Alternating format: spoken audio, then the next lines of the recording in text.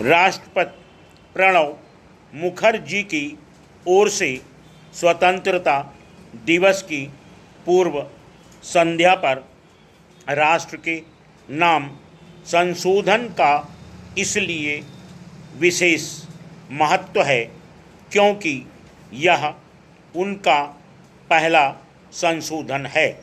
यह स्वाभाविक है कि आम जनता उनके इस संशोधन पर खास तौर पर गौर करेगी। यह उल्लेखनीय है कि राष्ट्रपति ने अपने लंबे संबोधन में करीब करीब उन सभी मुद्दों पर प्रकाश डाला जो आम जनता को उद्वेलित कर रहे हैं, लेकिन यह कहना कठिन है कि उनके विचारों से सहमत भी व्यक्त करेगी।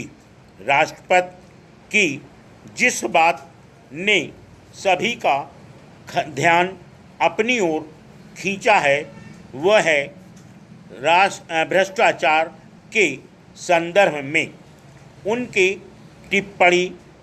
उन्होंने यह तो माना कि चारों ओर फैले भ्रष्टाचार के खिलाफ रोष है और इस बुराई के खिलाफ विरोध जायज़ है, लेकिन उन्होंने यह भी रेखांकित किया कि यह हमारी लोकतांत्रिक संस्थाओं पर आक्रमण का बहाना नहीं बन सकता। क्या राष्ट्रपति यह महसूस कर रहे हैं कि भ्रष्टाचार के खिलाफ आम जनता में जो नाराज़गी है वह सही ढंग से व्यक्त नहीं हो रही है? आखिर किन कारणों से उन्हें यह महसूस हो रहा है कि भ्रष्टाचार के खिलाफ विरोध लोकतांत्रिक संस्थाओं पर चोट कर रहा है? संभवतः वह इस विरोध के तौर तरीकों से भी सहमत नहीं है, क्योंकि उनके अनुसार जब विरोध बार बार होते हैं तो अव्यवस्था को निमंत्रण देते हैं। आम धारणा है कि विरोध बार बार इसलिए हो रहे हैं क्योंकि भ्रष्टाचार के खिलाफ जैसे कदम उठाए जाने चाहिए थे वैसे नहीं उठाए जा रहे हैं। आखिर इन स्थितियों में आम जनता तो धैर्य रखेगी ही।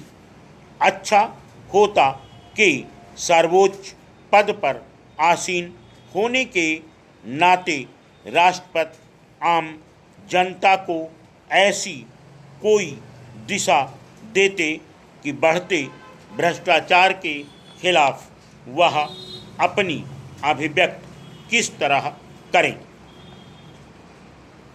इससे कोई इनकार नहीं करेगा कि लोकतांत्रिक संस्थाएं हमारे संविधान की आधार स्तंभ हैं, जैसा कि राष्ट्रपति ने कहा, लेकिन अच्छा होता कि वह इन संस्थाओं को मजबूत बनाने के संदर्भ में कोई प्रकाश डालते। राष्ट्रपति के अनुसार यह संभव है कि हमारी संस्थाएं समय के साथ पुरानी पड़ गई हों, लेकिन जो बना हुआ है उसे नष्ट करना समाधान नहीं। यह कहना कठिन है कि किसी भी स्तर पर इन संस्थाओं को नष्ट करने की कोई कोशिश हो रही है।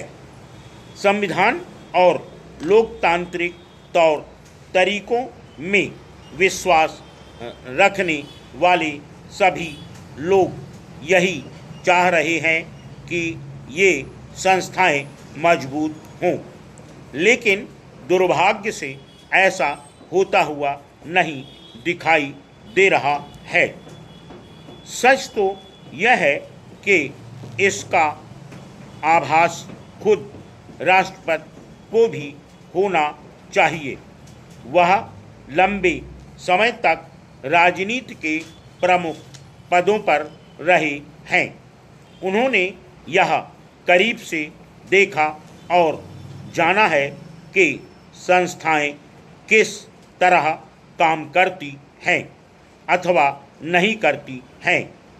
राष्ट्रपति ने बिल्कुल सही कहा कि हमें राजनीति, न्यायपालिका, कार्यपालिका और विधायिका के उन क्षेत्रों की विश्वसनीयता बहाल करनी होगी जहां किसी न किसी कारण परिणाम प्राप्त करने में बाधा आ रही है।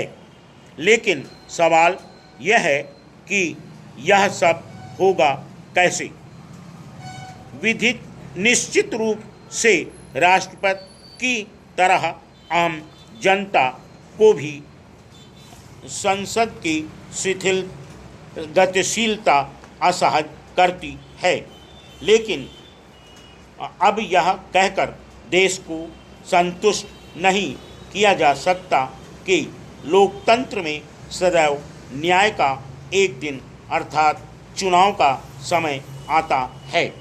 यदि यह कहने की कोशिश की जा रही है कि आम जनता अपनी अपेक्षाओं के संदर्भ में एक चुनाव से लेकर दूसरे चुनाव तक प्रतीक्षा करे, तो यह सही नहीं है। Full stop.